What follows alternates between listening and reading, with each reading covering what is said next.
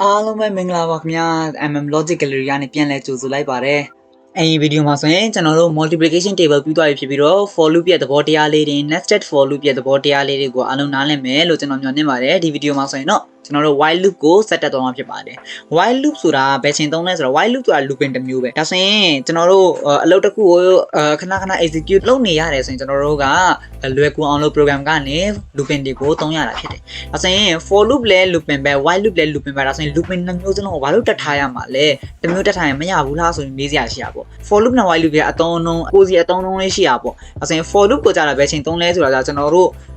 လောက်ရမယ့် execution time ပေါ့ execution time ဆိုတာဆိုကျွန်တော်တို့ star ကို output ထုတ်ခဲ့တယ် star ကို3ချိန် output ထုတ်မယ်5ချိန် output ထုတ်မယ်ဆိုတော့အတိအကျသိခဲ့တယ်အဲ့မျိုးအတိအကျသိခဲ့တယ်เนาะ execution time အတိအကျသိတယ်ဆိုရင်ကျွန်တော်တို့က for loop ကိုသုံးပြီးတော့ execution time အတိအကျမသိဘူးဆိုရင်ကျွန်တော်တို့က while loop ကိုသုံးရမှာဖြစ်တယ်ဒါဆိုရင်အရင်ဆုံး syntax လေးတွေမှတ်လိုက်မယ်syntax တွေမှတ်လိုက်မယ်ဆိုတော့ကြတော့ while loop မှာကျွန်တော်တို့ for loop မှာရေးခဲ့တယ် for เนาะ integer I is equals to 0 I less than 5 I plus ဆိုပြီးတော့ကျွန်တော်တို့မှာဘာကို output ထုတ်ခဲ့လဲ 0UTC ဆိုပြီးတော့ကျွန်တော်မှာဘာကို output ထုတ်ခဲ့လဲ star ကို output ထုတ်ခဲ့တယ် star ကို output ထုတ်ခဲ့တယ်ဆိုတော့ကျွန်တော်တို့ကကြာ while loop မှာလည်း true တူသွားပဲနော် while loop မှာလည်း initialize လုပ်ပေးရတယ် while loop မှာလည်း condition ရေးပေးရတယ် while loop မှာလည်း increment decrement ရေးပေးရတယ်ဒီသုံးခုစလုံး while loop မှာရှိတယ်ဒါပေမဲ့ရေးတဲ့ပုံစံနည်းနည်းလေးကွဲသွားတယ်နေရာလေးတွေချိန်သွားတယ် while loop မှာကျတော့ဘယ်လိုရေးရလဲဆိုတော့ကြာ while ဆိုပြီးတော့ကြာတော့မှကျွန်တော်တို့ကဒီခွင်းထဲမှာကြာ condition ပဲရေးပေးရတယ် condition ပဲရေးပေးရတယ် initialize လုပ်တဲ့ကိစ္စကိုအပေါ်မှာ initialize လုပ်ခဲ့ရတယ် integer I equals to 0ဆိုပြီးတော့အပေါ်မှာ initialize လုပ်ခဲ့ရတယ်နော်ပြီးကြရင် I less than 5နော် I က5အောက်ငယ်နေသေးပြီးကြရင်ဘာလုပ်မလဲဆိုတော့ကြတော့ဒီနေရာမှာ increment decrement ကိုကြတော့ while loop မဆုံးခင်ဒီတွန်းဝင်ရဲ့အပေါ်နားလေးမှာ increment decrement လေးတွေကိုကျွန်တော်တို့ကဒီနောက်အောင်လုပ်လို့ရတယ်ပေါ့ဒီတွန်းဝင်နဲ့တကယ်တော့ while loop ရဲ့အထဲထဲမှာဒီတွန်းဝင်ထဲမှာကြိုက်တဲ့နေရာမှာလုပ်လို့ရတယ်ဒါပေမဲ့ကျွန်တော်တို့အများသောအားဖြင့်ကိစ္စတွေမှာပေါ့ကျွန်တော်တို့ပြီးတိုင်း array တွေပါတယ်လုပ်တော့မယ်ဆိုရင်လည်းအဲ့ဒီကိစ္စတွေမှာဆိုရင် I ရဲ့တန်ဖိုး increment ကိုနောက်ဆုံးမှလုပ်တာပဲအဆင်ပြေတာဖြစ်တဲ့ကြောင့်မလို့ while ရဲ့တွန်းဝင်မပိတ်ခင်အပေါ်နားလေးမှာလုပ်ပေးရမယ်တဲ့ဒီနားလေးမှာဒီလိုလေးဒါဆိုရင်ဒီလိုလေးလုပ်လိုက်မယ်ဆိုရင်ကျွန်တော်တို့ star 5ခါအဖို့ထုတ်သွားတယ်ဒါဆိုရင် for loop ပြန်သဘောတရားတူပဲကွာသွားတာဒီ for loop မှာဆိုရင် when ထဲမှာလည်း initialize လုပ်ရတယ် while loop မှာဆိုရင်အပေါ်မှာ initialize လုပ်ရတယ် condition ကို when ထဲမှာရေးရတယ် increment decrement ကိုကြတော့ while loop မဆုံးဝင်တွန်းဝင်ရဲ့အပေါ်နားလေးမှာ increment decrement လေး modification လေးရေးပေးရတယ်ဒါဆိုရင်ဒါ while loop လေးပေါ့ဒါဆိုရင် while loop လေးကိုကျွန်တော်တို့သဘောတရားလေးနားလည်ပြီး syntax လေးရသွားပြီဆိုတော့ကျွန်တော်ကခုနကပြောခဲ့တယ် while loop မှာဆိုရင် execution time အတိအကျမသိရင် while loop ကိုသုံးပေးရတယ်ဒါမှဆိုရင်ဒီမှာဆိုရင်ဒီ program မှာဆိုရင် execution time အတိအကျသိတယ်ဒါဆိုရင် while loop ကိုဘာလို့သုံးတာလဲလို့ပြောစရာရှိတာပေါ့ဒါဆိုရင် while loop ကိုဒီလိုမျိုး program တွေမှာဆိုရင်ဒီလိုမျိုး execution time အတိအကျသိတဲ့ program မျိုးမှာဆိုရင်ကျွန်တော်တို့က for loop ကိုပဲအသုံးများတာပေါ့နော် for loop ကပဲပို့ပြီးတော့အသုံးပြုရတာအဆင်ပြေရဖြစ်တဲ့အတွက်ကြောင့်မလို့ for loop ကိုပဲအသုံးများတယ်ဘယ်လို program တွေမှာ while loop ကိုသုံးကြတယ်လဲဆိုတော့ကြတော့ကဲဆိုပါစို့ကျွန်တော်က user စီကနေ input တောင်းမယ်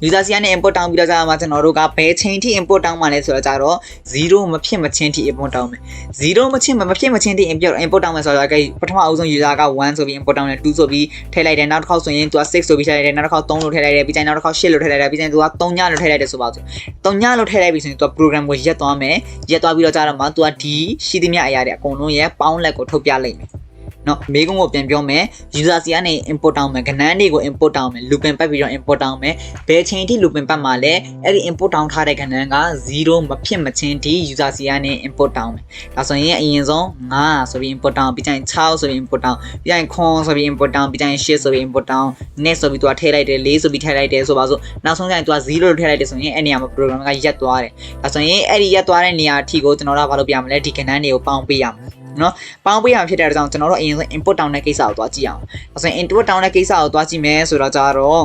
အရင်ဆုံး input တစ်ခုတောင်းလိုက်မယ်ဒါဆိုရင် integer num ဆိုပါစို့နော် integer num ဆိုတဲ့integer လေးကိုကျွန်တော်ထည့်လိုက်တယ်ပြီးကြရင် cout enter a number ဆိုပြီးတော့ကြာမှာကျွန်တော်ကဒီလိုလေး input တောင်းလိုက်တယ် cin num ဆိုပြီးကျွန်တော်က input တောင်းလိုက်တယ် input တောင်းပြီးတော့ကြာမှာကျွန်တော် while loop ကိုစလိုက်မယ် while loop ထဲမှာကျွန်တော်ကြည့်မယ်နော်ဒီမှာ initialize လုပ်ခဲ့ပြီးသား num ဆိုတဲ့ gain ကိုကျွန်တော်တို့က initialize လုပ်ခဲ့ပြီးသားအပေါ်မှာ initialize လုပ်ခဲ့ပြီးဆိုရင် while loop ထဲမှာကျွန်တော်တို့က edit ခွင်းထဲမှာဘာကိုရေးလို့ရတယ် condition ကို set လို့ရတယ်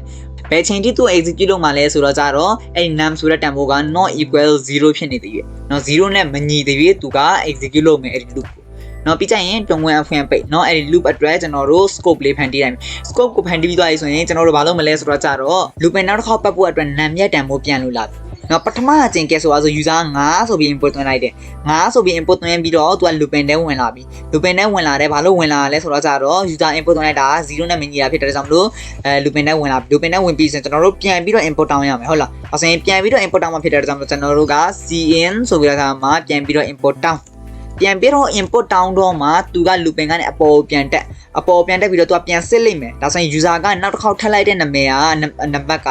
6ဆိုပါစို့ဒါဆိုရင် user က6ဆိုပြီး input သွင်းလိုက်တယ်ဆိုရင်နောက်တစ်ခေါက် looping နဲ့ထပ်စစ်လိုက်တဲ့အချိန်ကျရင်6ဆိုတဲ့ကဏ္ဍက0နဲ့မညီတဲ့အတွက်ကြောင့်မလို့ condition မှန်ပြီးတော့သူက looping နဲ့ဝင်လာပြီးတော့ကြတော့မှပြန်ပြီး input တောင်းလိုက်တော့သူက7ဆိုပြီးထည့်လိုက်တယ်ဆိုပါစို့7ဆိုပြီးထည့်လိုက်ပြီဆိုရင်ပြန်ပြီးတော့ looping ကပြီးသွားတော့အပေါ်ပြန်တက်ပြီးတော့ကြာတော့မှ87ဆိုတဲ့ gain က0နဲ့မညီတော့ကြာပြန်ပြီးအထဲထဲပြန်ဝင်အဲ့လိုလုံရင်းနဲ့ကျွန်တော်တို့ကဘာလို့လဲ0မရမချင်းဒီအောက်ပို့ထုတ်သွားမယ်input တောင်းသွားမယ်ပေါ့ဒါဆိုရင်ကျွန်တော်ဒီ program လေးကို run လိုက်မယ်ဆိုရင်6 7 8 9 0 ဆိုတာနဲ့ program ကနေအပြင်ထွက်သွားပြီးပြီးသွားပြီ program ကဆုံးသွားရဲ့နားလေးဒါဆိုရင်ကျွန်တော်က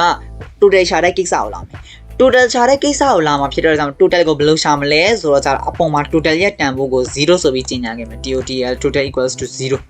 0ဆိုပြီးကြီးညာပြီးတော့ကြာတော့မှာ looping တစ်ခေါက်ပတ်တိုင်းတဲ့ total ထဲမှာ total is equals to total plus number total ထဲမှာဒီ total ဆိုတဲ့ variable ထဲမှာ total မှာအရင်တော့ရှိခဲ့တဲ့တန်ဖိုးနဲ့ num ထဲမှာရှိတဲ့တန်ဖိုးနဲ့ပေါင်းပြီးတော့ဒီ total လေးပြန်ထည့်မယ်တဲ့ဒါဆိုရင်ပထမအဦးဆုံးအချိန်ကဲဆိုပါစို့ user ကတဲ့ number ကို5ဆိုပြီး input သွင်းလိုက်တယ်ဆိုပါစို့5ဆိုပြီး input သွင်းပြီးတော့ကြာတော့မှာ5ဆိုတဲ့တန်ဖိုးက0နဲ့မညီတော့ကြာတော့သူက while loop ထဲဝင်လာမယ် while loop ထဲဝင်လာတော့ကြာတော့သူကအရင်ဆုံးလုံးမဲ့အလုပ်ဒီ total ထဲကိုဒါဆိုရင် total မှာအရင်ရှိတာဒီဘယ်လောက်လဲ0ဟုတ်လားဒါဆိုရင် total ထဲကို total နဲ့ total ဒါဆိုရင်အရင်ဆုံးသူကright မှာရှိတဲ့တန်ဖိုးကို left မှာသွားထည့်ရဖြစ်တဲ့ကြောင့်လို့ right ကိုသူကအရင်ဆုံး execute လုပ်မယ်နော်ဒါဆိုရင် right ကိုသူ execute လုပ်မှာဖြစ်တဲ့ကြောင့်ဒီဟာလေးကိုကျွန်တော်တွက်ချက်မယ် total ထဲမှာရှိတဲ့တန်ဖိုးဒီ0 num ထဲမှာရှိတဲ့တန်ဖိုးဒီ5နဲ့0နဲ့ပေါင်း5အဲဒီ5ဆိုတဲ့တန်ဖိုးကို total ထဲသွားထည့်ဒါဆိုရင် total ထဲမှာအခုဘယ်လောက်ဖြစ်သွားပြီလဲ5ဖြစ်သွားပြီနော်ဒါဆိုရင် total ထဲမှာဘယ်လောက်လဲ5 total equals to 5ဖြစ်သွားပြီ user က5ဆိုရင် input သွင်းလိုက်ရင် total ကဘယ်လောက်ဖြစ်သွားပြီလဲ5ဖြစ်သွားပြီဒါဆိုရင်နောက်တစ်ခေါက် user က input ထည့်လိုက်တယ်6ဆိုပါစို့6ဆိုတဲ့တန်ဖိုးကပြန်ပြီးတော့အပေါ် looping ကိုသွားပြီးတော့ဆက်လိုက်တယ်6ဆိုတဲ့တန်ဖိုးက0နဲ့မညီတော့ condition ကိုက်ပြီးတော့ဟိုဟာထဲဝင်လာတယ် looping ထဲဝင်လာပြီးတော့ကြာတော့မှ total ကိုပြန်ပြီးတော့ဒီလိုပြန်ပြီးတော့ပေါင်းထည့်မယ်ပေါ့ဒါဆိုရင်အရင်တော့ total မှာရှိတာဒီ5အရင်တော့ total မှာရှိတာဒီ5နော် num ထဲမှာရှိတာဒီ6ဒါဆိုရင်5နဲ့6နဲ့ပေါင်းလိုက်တော့ဘယ်လောက်ရသွားလဲဆိုတော့ကြာတော့11ဒါဆိုရင်11ဆိုတဲ့တန်ဖိုးကို total ထဲသွားထည့်ဒါဆိုရင် total ရဲ့တန်ဖိုးဘယ်လောက်ဖြစ်သွားပြီလဲ11နောက်တစ်ခါ user ကို input တောင်းလိုက်တယ် user က7ဆိုပြီးထည့်လိုက်တယ်ဆိုပါစို့အဲ့7ဆိုတဲ့တန်ဖိုးကိုပြန်ပြီးတော့ while loop နဲ့သွားစစ်တယ်7ဆိုတဲ့တန်ဖိုးဒီ0နဲ့မညီတော့ condition ကိုက်ပြီးတော့ looping နဲ့ပြန်ဝင်လာတယ် looping နဲ့ပြန်ဝင်လာတော့ total ထဲမှာအရင်ရှိတာဒီ11နဲ့ num ထဲမှာရှိတဲ့7နဲ့ပေါင်းလိုက်တော့18အဲ့ဒီ18ဆိုတဲ့တန်ဖိုးကို total ထဲသွားထည့်ဒါဆိုရင် total ထဲမှာဘယ်လောက်ဖြစ်သွားပြီလဲ18အဲ့လို looping ပတ်ရင်နဲ့သူကဘာကို output ထုတ်သွားမလဲဆိုတော့ကြာအဲ့လို looping ပတ်ရင်နဲ့သူက user က0input မသွင်းမချင်းထိကျွန်တော်တို့တွင်းထားတဲ့ကဏ္ဍတိုင်းကိုသူကပေါင်းသွားလိမ့်ကဲဒါဆိုရင်ကျွန်တော်တို့ဒီ program အတိုင်းဆိုရင်ကျွန်တော်တို့ total ကိုတွက်ပြီးပေါ့ total ကိုတွက်ပြီးဆိုရင်ကျွန်တော်တို့က total လေးကို output ထုတ်လိုက်မယ်ဒါဆိုရင် cout that total is ဆိုပြီးတော့ကြာတော့မှ total ကို output ထုတ်လိုက်တယ်ဆိုပါစို့ဒါဆိုရင်ဒါလေးကိုကျွန်တော် run ကြည့်မယ်ဆိုရင်အရင်ဆုံးเนาะအရင်ဆုံး5ဆိုပြီး input သွင်းလိုက်တယ်ပြီးကြရင်6ဆိုပြီး input သွင်းလိုက်တယ်ပြီးကြရင်7ဆိုပြီး input သွင်းလိုက်တယ်ပြီးကြရင် looping ကနေထွက်ချင်တော့0ဆိုပြီး input သွင်းလိုက်တယ်ဒါဆိုရင်5 6 7ရဲ့5နဲ့6နဲ့7ရဲ့ပေါင်းလဲဖြစ်တဲ့18ကိုသူက output ထုတ်သွားတယ်ဒါဆိုရင် the total is 18ဆိုပြီးတော့သူက output ထုတ်သွားတယ်ပေါ့ဒါဆိုရင်ဒါ while loop ရဲ့basic concept လေးပေါ့ဒီ while loop ရဲ့ basic concept လေးကိုအားလုံးပဲနားလည်ကြမယ်လို့ကျွန်တော်မျှော်လင့်ပါတယ်နောက်ဗီဒီယိုမှာဆိုရင်တော့ကျွန်တော်တို့ factorial ပေါ့နံပါတ်1 factorial ကိုဘယ်လိုရှာရမလဲဆိုတဲ့အရာကိုကျွန်တော်တို့ဆက်လက်ပြီးတော့ discuss လုပ်သွားမှာဖြစ်တဲ့အတွက်ကြောင့်မလို့အားလုံးပဲဆက်လက်ပြီးတော့ကြည့်ရှုပေးဖို့အတွက်တိုက်တွန်းချင်ပါတယ်ပြီးတော့ဒီ playlist နဲ့ပတ်သက်ပြီးတော့သိစရာမေးမြန်းစရာလေးရှိရင် comment box မှာလာပြီးတော့မေးမြန်းနိုင်ပါတယ် CWS နဲ့ပတ်သက်ပြီးတော့ exciting topics လေးတွေ logic လေးတွေကိုနောက်ထပ်လာမယ့်ဗီဒီယိုတွေမှာလည်းဆက်လက်ပြီးတော့ discuss လုပ်သွားမှာဖြစ်တဲ့အတွက်စင်စမ်းမပြတ်ကြည့်ရှုပေးဖို့အတွက်အားလုံးကိုတိုက်တွန်းချင်ပါတယ်အားလုံးပဲကျေးဇူးတင်ပါတယ်